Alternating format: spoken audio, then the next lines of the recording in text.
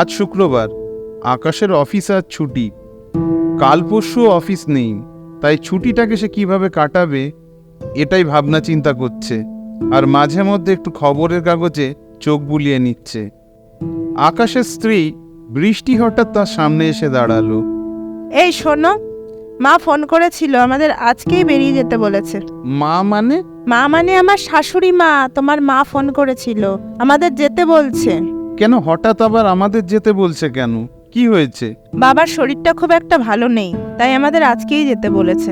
বাড়ি যাওয়ার কথা শুনে আকাশের ভুরু কুঁচকে গেল। আকাশ খুব একটা বাড়ি যেতে চায় না এখন আর। সেই ঘটনার পরের থেকে আকাশ বাড়ি যাওয়া প্রায় বন্ধ করে দিয়েছে। তা প্রায় 5.5 বছর হয়ে গেল। আকাশ মার সাথে ফোনে কথা বলে বুঝতে পারল যে বাবার শরীরটা সত্যিই খুব একটা ভালো নেই। তাই ওদের দেশের বাড়ি আজকেই রওনা হতে হবে। বাইরে গুড়ি গুড়ি বৃষ্টি শুরু হয়েছে। ড্রাইভারকে ফোন করে আকাশ এখন পেল না, তাই সে নিজেই গাড়ি ড্রাইভ করে যাত্রা শুরু করলো। রাস্তাটা বেশ খানিকটা।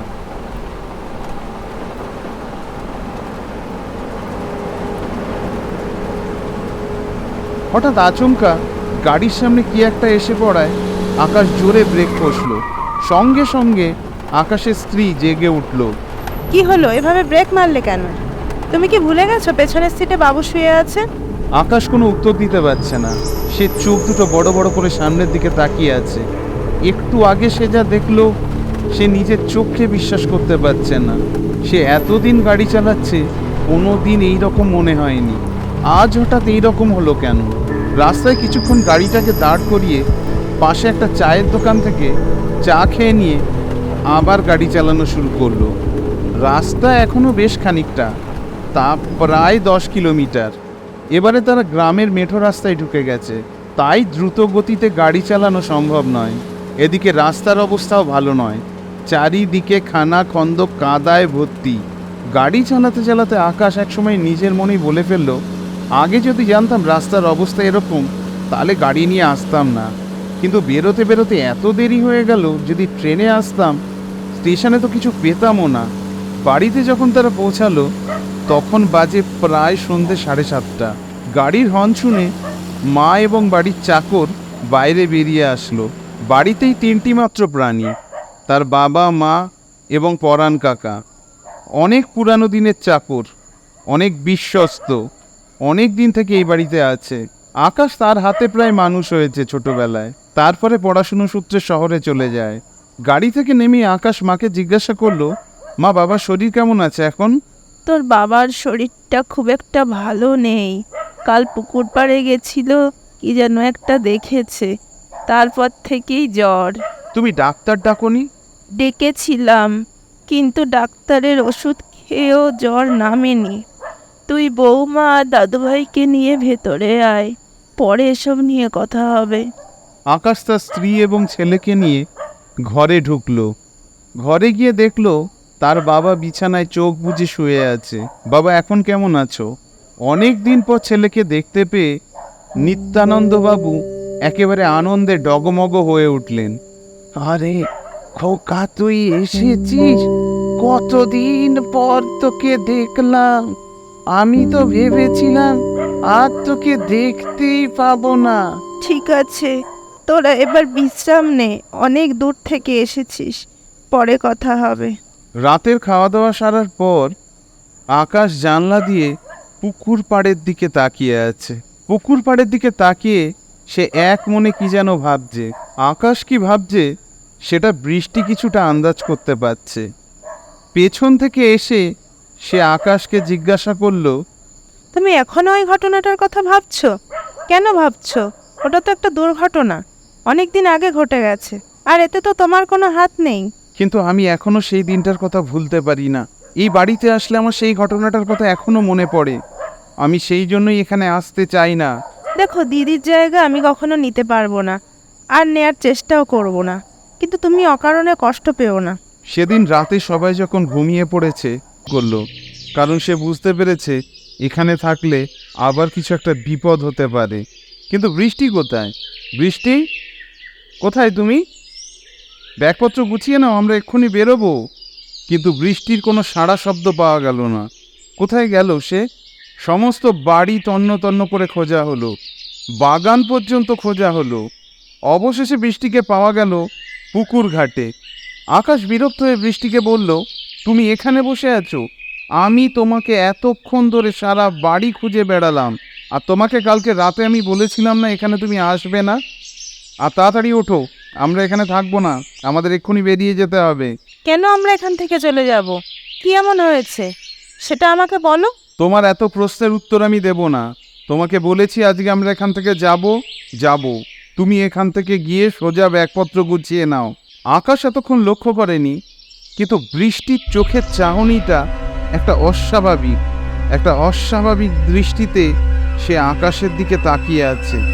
তার চোখগুলো যেন আগুনের মতন জ্বল করছে। সেদিন আকাশের ফেরা হলো না, কারণ আকাশের বাবার শারীরিক অবস্থার আরও অবনতি ঘটেছে। আকাশ ঘরে বসে ফোনে কার সাথে একটা কথা বলছিল, এরই মধ্যে বৃষ্টি ঘরে ঢুকলো। চলো তোমাকে একটা জিনিস দেখাবো। কি এমন জিনিস দেখাবে? আহা চলোই না, তারপরেই তো দেখাবো। কি এমন জিনিস সে দেখাতে চায় আকাশকে? আকাশের আগ্রহটা আস্তে আস্তে বেড়ে গেল। বৃষ্টি বেশ কিছুদিন তার সাথে এত সুন্দরভাবে কথা বলেনি। আজ যতটা সুন্দরভাবে কথা বলছে, এতটা রোমান্টিক হয়ে গেল কি করে? আকাশ বৃষ্টিকে বাগানের মধ্যে দিয়ে একটা জায়গায় নিয়ে আসলো। এই জায়গাটা আকাশ চেনে, কারণ সে ছোটবেলায় এই বাড়িতেই বড় হয়েছে। এটা তো পেছনের গোলা ঘর। এইখানে সে কেন নিয়ে আসছে আকাশকে? গোলা ঘরের সামনে নিয়ে এসে বৃষ্টি সেখানে দাঁড়িয়ে পড়ল। কি হলো, তুমি এখানে আমাকে নিয়ে আসলে কেন? আকাশের কথা শেষ হওয়ার আগেই বৃষ্টি যখন পেছন ফিরল, এ কি? আকাশ নিজের চোখকে বিশ্বাস করতে পারছে না। এটা কি? এটা তো বৃষ্টি নয়, এ তো শিউলি, আকাশের প্রথম স্ত্রী। শিউলি, তুমি এখানে? তুমি কি করে আসলে এখানে? তুমি তো... আকাশের সমস্ত শরীর ঠান্ডা হয়ে গেল। তার সারা শরীর বেয়ে টপ টপ করে ঘাম পড়তে লাগলো। শিউলি এবার আকাশের কাছাকাছি চলে আসলো।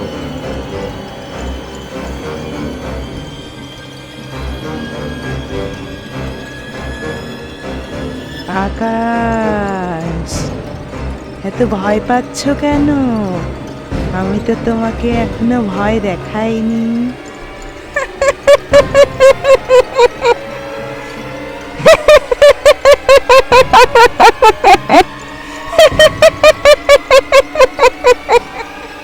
আকাশ কি করবে বুঝে উঠতে পারছিল না।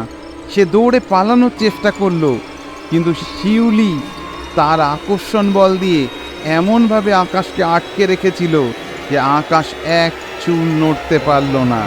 বৃষ্টি কিছুটা দূরে দাঁড়িয়েছিল, সে সমস্ত কিছু দেখছিল। এবার সত্যিটা বলো, কেন তুমি পালাতে চাইছো?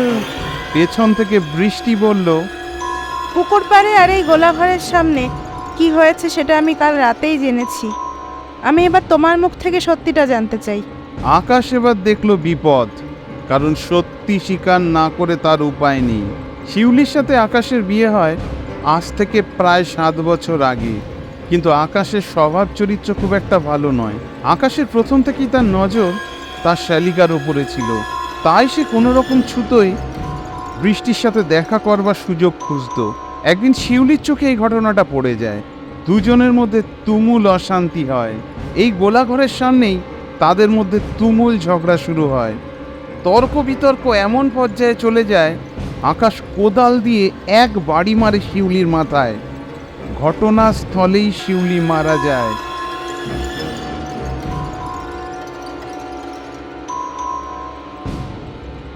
তারপরে আকাশ সেই মৃতদেহটাকে পুকুরের জলে ফেলে দেয়।